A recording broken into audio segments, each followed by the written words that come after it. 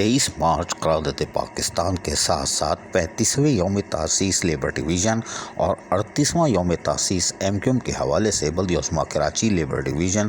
کے متحدہ workers front کے تحت فائنانس ڈپارٹمنٹ کے ذمہ داران کے ہمراہ ایک پروگرام کا انعقاد کیا گیا، جس میں متحدہ قومیت پاکستان یونائیٹڈ لیبر فیڈریشن کے ڈپٹی جنرل سیکرٹری اسلام الدین، بلدیہ عظمیٰ کراچی لیبر ڈویژن کے انچارج و مرکزی رکن آل سندھ آفیسر ویلفیئر ایسوسی ایشن محمد احمد، اراکین یونٹ کمیٹی، مزدور یونین متحدہ ورکرز فرنٹ کے مرکزی عہدیداران اور بلدیہ عظمیٰ کراچی آل سندھ آفیسر ویلفیئر ایسوسی ایشن کے اراکین افسران نے اس موقع پر خوشی کے موقع پر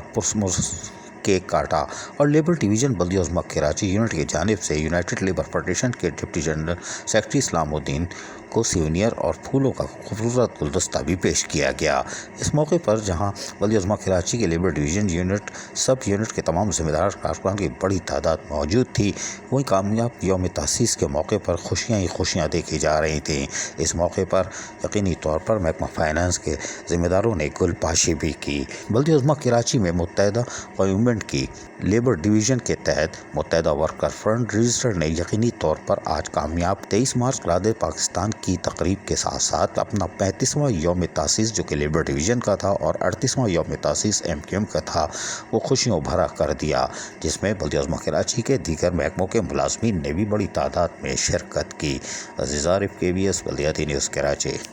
ایسی ہی خوبصورت ویڈیوز فیوچر میں حاصل کرنے کے لیے ریڈ بٹن پر کلک کر کے اور بیل آئیکن کو پریس کر کے ہم سب کے سبسکرائبر بننا مت بھولیے۔